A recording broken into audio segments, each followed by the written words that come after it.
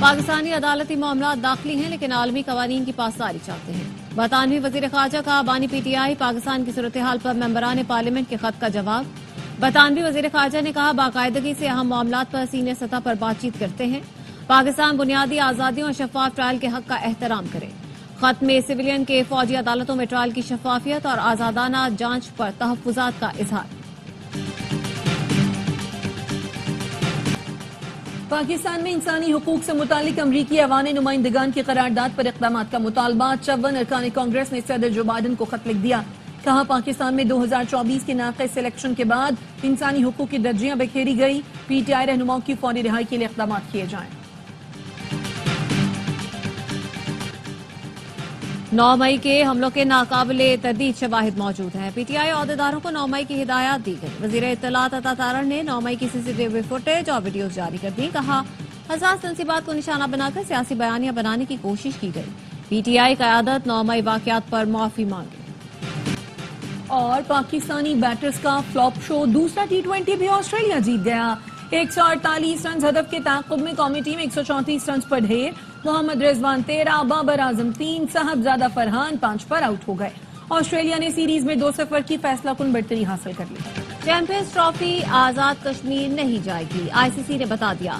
بھارتی دباؤ پر international cricket council نے گھٹنے ٹیک دیے۔ پی سی بی کو ٹرافی مظفر آباد لے جانے سے منع کر دیا۔ ٹرافی ٹور کا آغاز آج اسلام آباد سے ہوگا۔ ٹرافی مری، نتیا گلی، ایبٹ آباد اور کراچی کا دورہ کرے گی۔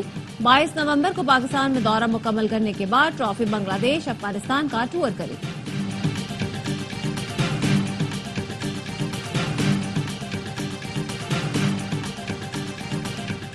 کیا امریکی ارکان کانگریس نے فلسطین اور کشمیر کی صورتحال پر کبھی خط لکھا؟ امریکہ میں لابسٹ کو ہائر کیا گیا ہے تاکہ بانی پی ٹی آئی کی رہائی کے لیے دباؤ ڈالا جائے۔ وزیر اطلاع سندھ شرجیل میمن کہتے ہیں سب کو پتا ہے خط کس نے اور کیوں لکھوایا۔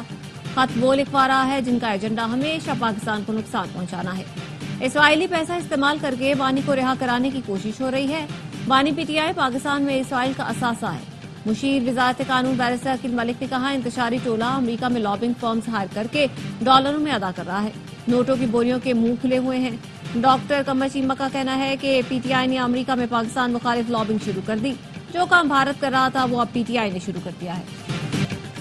جلسہ اور احتجاج 24 نومبر کو ہوگا۔ عوام کی بڑی تعداد اسلام آباد پہنچے گی۔ مشیر اطلاعات خیبر پختونخوا بیرسٹر سیف کہتے ہیں مرکزی قائدین کی میٹنگز ہو رہی ہیں۔ گلشا بی بی نے اجلاس میں شرکت نہیں کی۔ انہوں نے صرف بانی کا پیغام پارٹی قائدین کو بتایا۔ جب تک مطالبہ تسلیم نہیں ہوں گے اسلام آباد میں احتجاج جاری رہے گا۔ احتجاج کا مقصد بانی پی ٹی آئی اور دیگر سیاسی قیدیوں کی رہائی ہے۔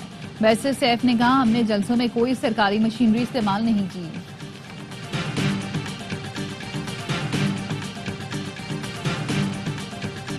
احتجاج کرنے والے کامیاب نہیں ہوں گے، لیگی قائد نواز شریف کی لندن میں میڈیا سے گفتگو۔ نواز شریف بیٹی مریم نواز اور نواز سے جنید صفدر کے ہمراہ لندن سے وطن واپسی کے لیے روانہ۔ نواز شریف اور مریم نواز 12 نومبر کو یورپ سے لندن پہنچے تھے۔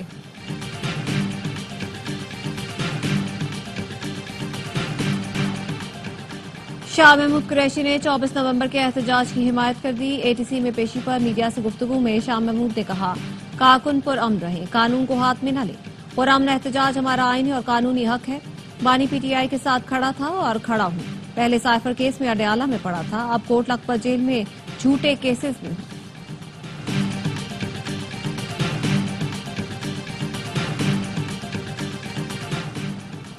جی ایچ کیو حملہ کیس میں بانی P T I Shah Mahmood Qureshi اور دیگر پر آج بھی فرد جرم عائد نہ ہو سکی۔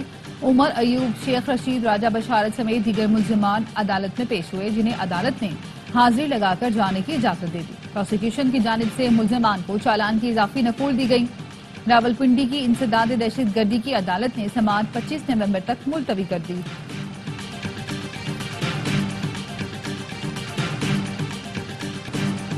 پنجاب کے مختلف شہروں میں اسموگ سے معمولات زندگی بری طرح متاثر۔ لاہور آلودہ شہروں میں آج بھی سر فہرست۔ تعمیرات اور تعمیراتی سامان لے جانے والی ٹرانسپورٹ پر پابندی۔ اسموگ سے متاثرہ علاقوں میں اسکولوں کی چھٹیاں بڑھا دی گئیں۔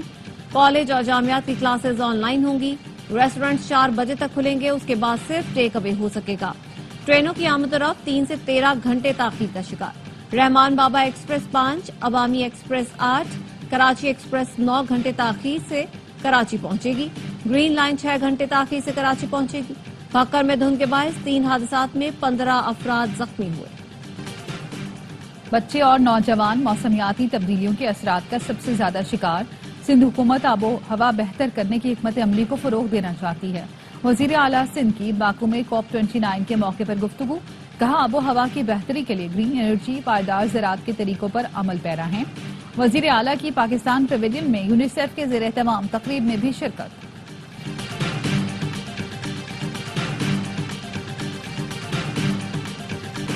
پاکستانی حکام سے مذاکرات مثبت رہے، IMF مذاکرات کا اعلامیہ جاری کر دیا۔ IMF مشن چیف میتھن پورٹر کا کہنا تھا کہ پاکستان کو موجودہ قرض پروگرام کے اہداف پر سختی سے عمل درآمد کی ضرورت ہے۔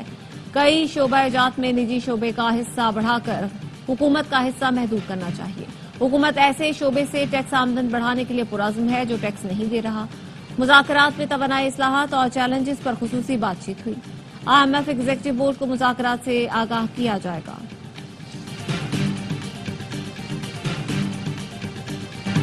آئیڈیاز 2024 میں ٹینک حیدر متعارف کرایا جائے گا۔ سٹارٹ اپ کال کا ہال فوکس ہوگا۔ ڈائریکٹر کوارڈینیشن ڈیپو بریگیڈیئر محمد علی عادل کی پریس کانفرنس، کہا دفاعی نمائش میں ایران، یوکرین، ترکیہ، چین اور اٹلی کے پیویلین ہوں گے۔ DIG ٹریفک نے بتایا آئیڈیاز کے دوران سر شاہ سلیمان روڈ حسن اسکوائر سے اسٹیڈیم تک صبح 7 سے شام 7 بجے تک بند رہے گا۔ وفاقی وزیر تعلیم خالد مقبول صدیقی نے کراچی سمیت شہری سندھ کے سرکاری اسکولوں میں فری ناشتہ دینے کا اعلان کر دیا۔ کہتے ہیں کہ اس سلسلے کا آغاز اسلام آباد سے کیا تھا جو کامیاب رہا۔ اس سے بچوں کی حاضری اور رزلٹ میں بہتری آئی ہے۔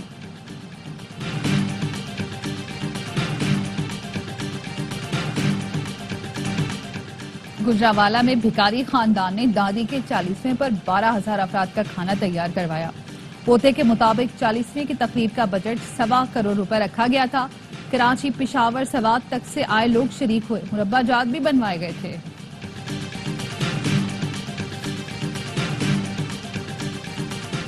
سوات میں مقامی افراد نے اپنی مدد آپ کے تحت مہوڈنڈ روڈ سے برفانی تودہ ہٹا دیا۔ گزشتہ روز روڈ بند ہونے سے 30 سے 35 جیپوں میں سوار 100 سے زائد سیاح پھنس گئے تھے۔ مقامی افراد کا کہنا ہے کالا مہوڈنڈ سڑک بڑی گاڑیوں کے لیے کھول دی گئی ہے۔ بھارت کو نیوزی لینڈ میں بھی شرمندگی کا سامنا۔ نیوزی لینڈ میں خالصتان ریفرینڈم رکوانے کی بھارتی کوششیں ناکام ہو گئیں۔ نیوزی لینڈ نے خالصتان ریفرینڈم کے لیے سکھ فار جسٹس کو اجازت دے دی۔ آکلینڈ میں کل خالصتان ریفرینڈم ہوگا۔ مقامی حکومت اور پولیس نے ریفرینڈم کے انعقاد کی یقین دہانی کرا دی۔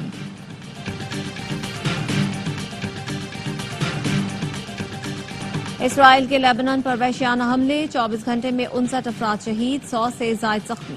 صہیونی فورسز نے جنوبی بیروت میں رہائشی علاقوں کو نشانہ بنایا، پولیس اسٹیشن تباہ ہو گیا۔ اسرائیلی بمباری سے بیروت کے کئی علاقے کھنڈر بن گئے۔ عالمی ادارہ صحت کی لبنان میں 12 پیرامیڈکس کی اموات کی مذمت، طبی ورکرز پر فوری حملے روکنے کا مطالبہ۔ حزب اللہ کی جانب سے شمالی اسرائیل پر راکٹ داغے گئے۔ غزہ میں اسرائیلی فورسز کی بمباری، 24 گھنٹے میں 37 فلسطینی شہید۔ بیت اللحیہ میں بمباری میں 3 فلسطینی شہید ہوئے۔ تلکرم اور نابلس میں اسرائیلی فورسز کی فائرنگ سے متعدد فلسطینی زخمی۔ یمن کے دارالحکومت صنعا میں غزہ اور لبنان سے زیر یکجہتی کے لیے ریلیاں نکالی گئیں۔ مظاہرین کا فوری جنگ بندی کا مطالبہ۔ اردن کے دارالحکومت عمان میں بھی اسرائیل کے خلاف مظاہرے کیے گئے۔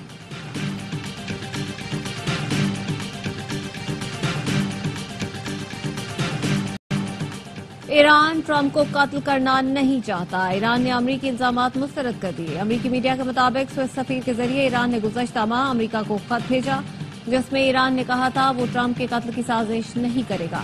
بائیڈن انتظامیہ نے الزام لگایا تھا کہ ٹرمپ پر قاتلانہ حملے کی منصوبہ بندی میں ایران ملوث ہے۔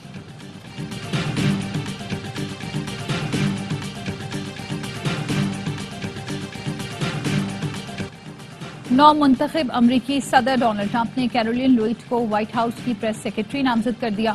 کیرولین وائٹ ہاؤس کی تاریخ کی سب سے کم عمر ترجمان ہے۔ ٹرمپ نے کہا امریکہ کو دوبارہ عظیم بنانے کے لیے کیرولین ہمارا پیغام عوام تک مؤثر انداز میں پہنچائیں گی۔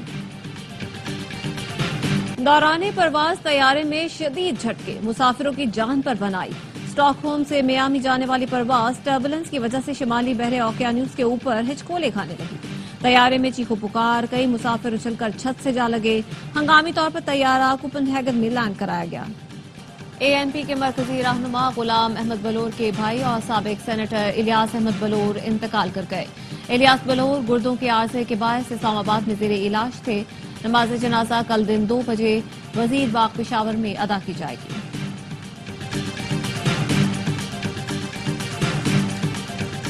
اور جیک پال نے سابق ورلڈ چیمپئن مائک ٹائسن کو شکست دے دی۔ فائٹ کا فیصلہ پوائنٹس کی بنیاد پر ہوا۔ 8 راؤنڈ کے مقابلوں میں تینوں ججز نے جیک پال کو فاتح قرار دیا۔ ہر راؤنڈ 2-2 منٹ پر مشتمل تھا۔ ٹائسن نے 8 راؤنڈز تک مقابلہ کیا لیکن 58 سالہ فائٹر میچ نہ جیت سکے۔